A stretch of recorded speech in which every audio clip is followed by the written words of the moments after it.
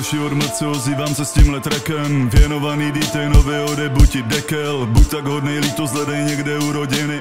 Kdo má kurva poslouchat z plodiny, hospodiny. Co lezou ti z držky, měl by se schopit tušky a napsat zas nějakou mrtku, co se nedá poslouchat. Stačí lirické pušky, kdo tvý nechutný držky a tvý tlupě, co ti jako banda tupců naslouchá. Na tvém tracku slyším vytažený moudra z internetu, pouhá na porobení na textu jiných interpretů, to si zabil. Počkej, nechtěl sebe, lítost, tvoje druhé jméno. Poslouchej mě, píčo. Tanec mezi tornády je super název pro to vato, jak se snažíš utéct svojí pověsti na Twitchi, ale po takové robě by to mělo být tvé moto more, že tvůj smysl pro humor už navždy bude v piči, vole. Jednou si nahoře a jednou dole, každý farmář může za svý pole a ty si na svým zasadil jen cringe.